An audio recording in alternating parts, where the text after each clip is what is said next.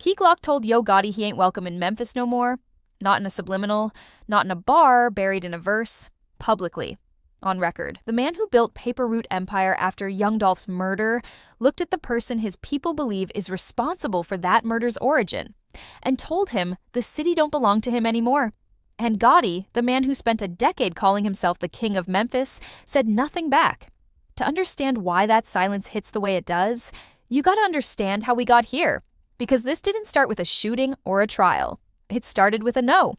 In 2014, Yo Gotti wanted Young Dolph on CMG. Dolph was buzzing, high-class street music, the mixtapes, the streets were feeling him. Gotti had the CMG machine, the Interscope partnership, the infrastructure. He made Dolph an offer. Dolph turned it down flat, went on Sway in the morning and said publicly he'd rather invest in himself than sign to anybody, that he was building Paper Route Empire on his own terms. In a city where Gotti had positioned himself as the gatekeeper of Memphis rap, that wasn't just a business decision. That was a statement. And the streets read it exactly that way. By February 2016, Dolph was on Twitter calling out an unnamed person who went from his #1 fan to his biggest hater. Everybody knew who he meant. Then he announced his debut album was called King of Memphis, Gotti's title, snatched off his head and put on an album cover. The streets went crazy.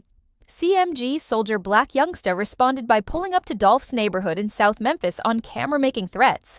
Dolph tweeted a laughing emoji and kept moving. Then, February 2017, Dolph dropped Play With Yo named Gotti Direct, called him Ho Gotti, put a Gotti lookalike in the video. The very next day, his bulletproof SUV got lit up with over 100 shots in Charlotte, North Carolina. The van used in that shooting traced back to a rental under Black Youngsta's name. Nothing stuck legally.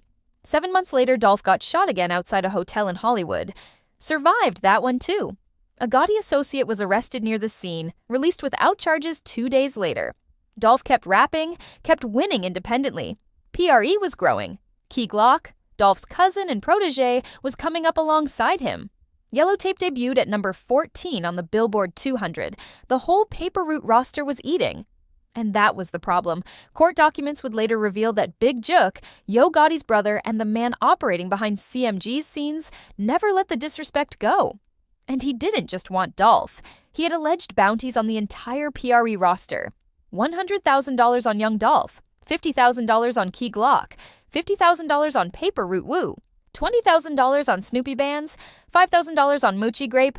That's not beef. That's a hit list. By 2021, Dolph was at his peak. Rich Slave had peaked at number 4 on the Billboard 200. He was independent, wealthy, loved in Memphis. He was doing a Thanksgiving turkey giveaway for the community, and the shooters knew it. Cornelia Smith testified in court that they had been watching all week. His exact words, "We knew he had a turkey drive all week.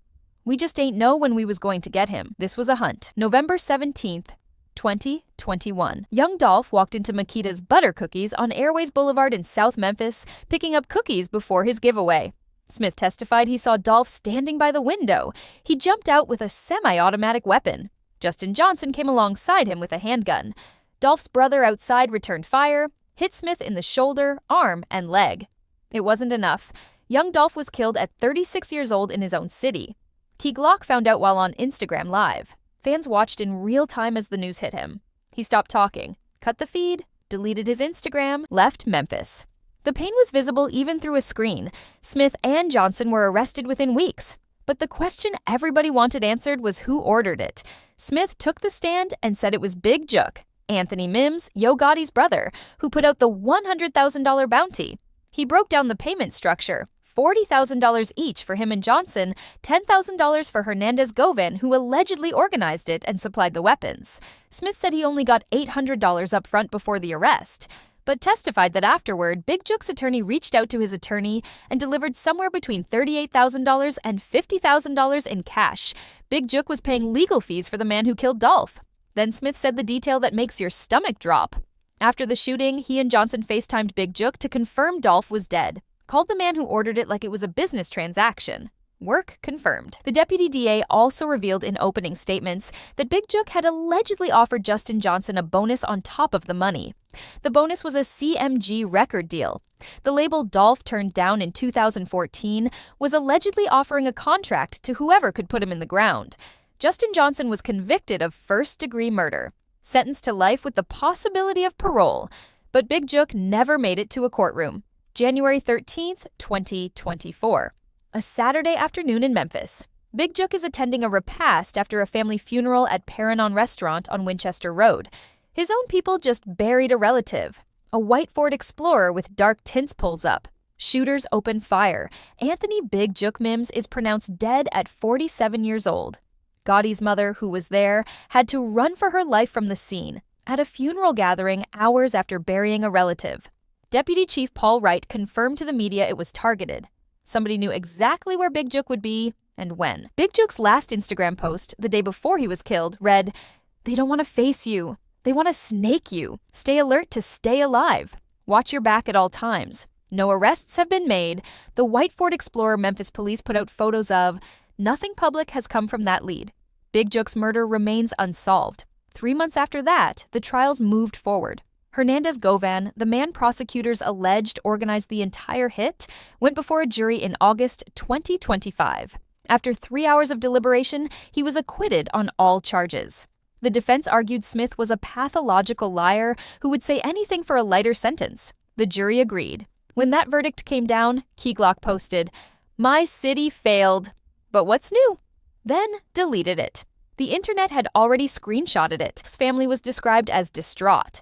The lead prosecutor said the disappointment was overwhelming, and Cornelius Smith, who testified as the confessed shooter, still hasn't gone to trial on his own murder charges. No date set. That moment, that acquittal, is the fuel behind everything Glock has done since. Because from his position, think about what the full picture looks like.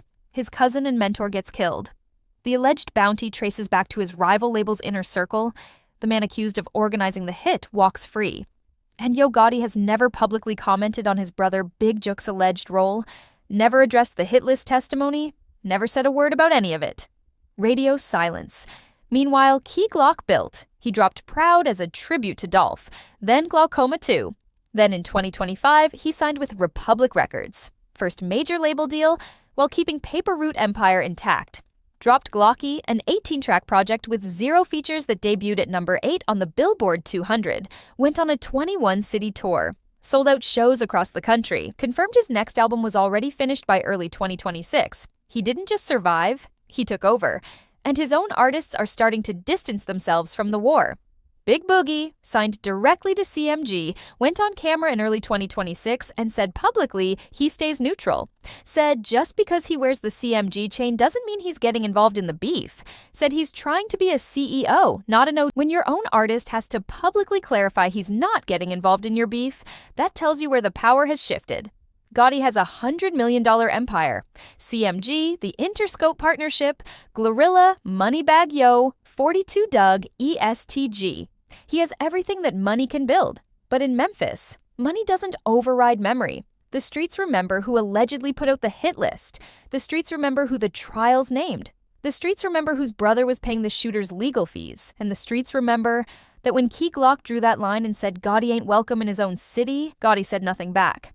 That silence, in Memphis, is its own verdict. Gotti called himself King of Memphis for a decade, built his whole identity around that city, and now the person carrying his biggest rival's legacy is telling him the city don't belong to him anymore, and right now, nobody's arguing.